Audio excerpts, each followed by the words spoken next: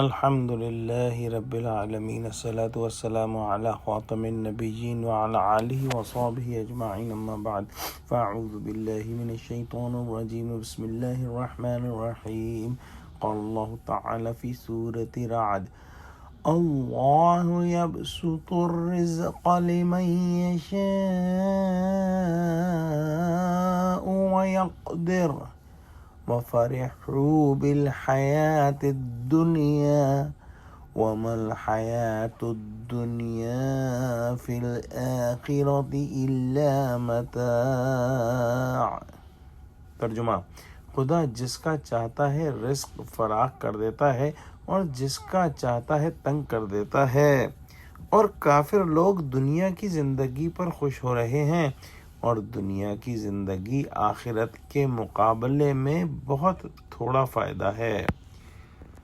یعنی دنیا کے عیش اور فراغی کو دیکھ کر سعادت اور شقاوت کا فیصلہ نہیں ہونا چاہیے.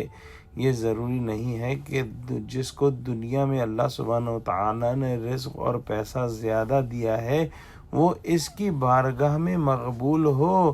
بہت سے مقبول بندے بطور آزمائش اور امتحان یہاں فقر و فاقہ اور عسرت کی زندگی بسر کرتے ہیں، اور مردود مجرموں کو ڈھیل دی جاتی ہے اور وہ مزے اڑاتے ہیں.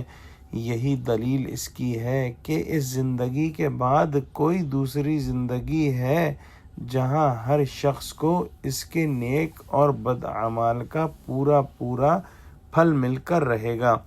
بہرحال دنیا کی تنگی و فراغی مقبول اور مردود ہونے کا معیار نہیں بن سکتا.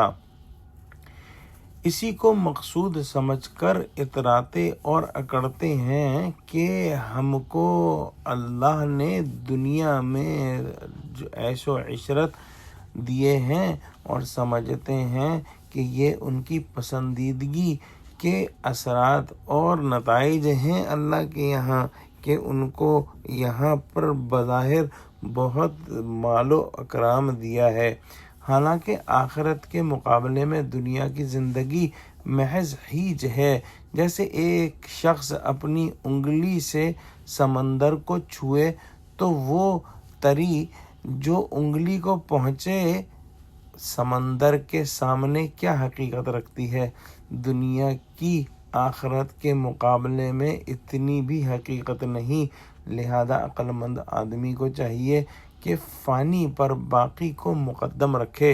حقیقت یہ ہے کہ دنیا آخرت کی کھیتی ہے اور بذات خود مقصود نہیں، تو دنیا کو مقصود نہیں بنانا چاہیے، آخرت ہی کو مقصود بنانا چاہیے.